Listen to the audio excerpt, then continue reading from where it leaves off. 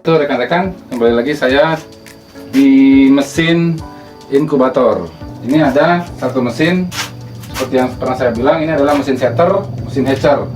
Ini pola penetasan dengan inkubasi yang modern, di mana antara setter atau pengeraman dengan hatcher masa penetasan itu berbeda, gitu kan? Ini adalah mesin setter, ini traynya.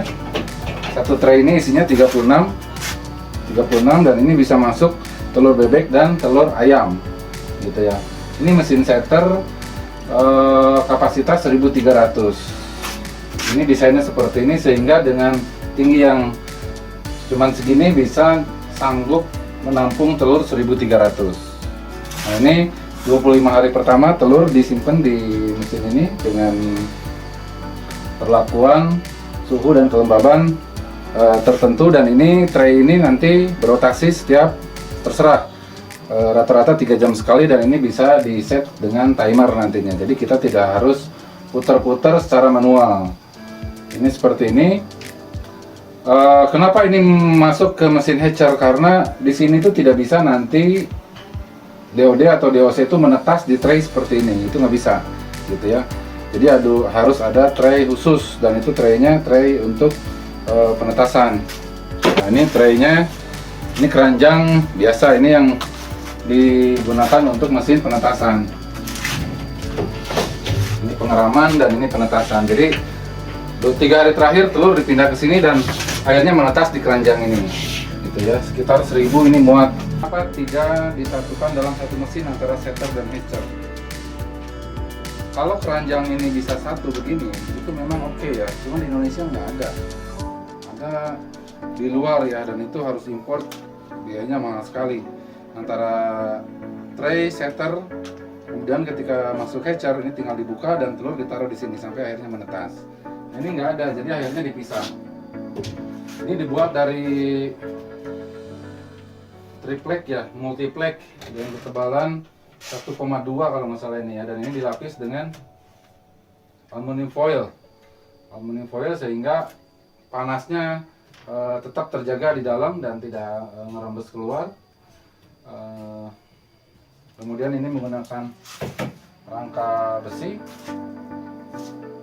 Ini tinggi sekitar 170-an dan ini 180-an ini. Kenapa saya mendesain dan membuat mesin tetas dengan kapasitas besar? Karena kalau kecil itu tanggung. Ketika kita membuat sebuah mesin tetas digital, biaya material untuk elektronik otomatisasinya itu sama, gitu ya. Jadi ini diterapkan di mesin yang lebih kecil, jadi biayanya sama, mendingan bikin yang lebih besar, gitu ya.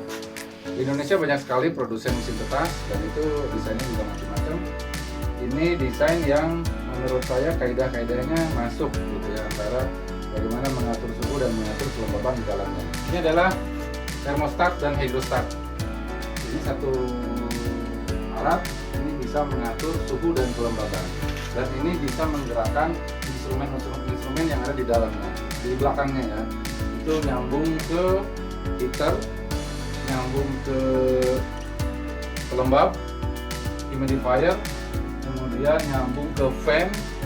Jadi ketika panasnya di sini sudah mencapai maksimum dan dibaca oleh hydrostat ini, maka dia akan memerintahkan heater di belakangnya untuk berhenti. Jadi suhunya ditahan di 38 derajat Celcius. Kemudian suhu ini tidak bertambah karena heaternya dimatikan. Setelah lama-lama suhu turun, nah itu kita bisa atur berapa histeresisnya, derajat selisihnya nanti. Misalkan 0,3 atau 0, berapa.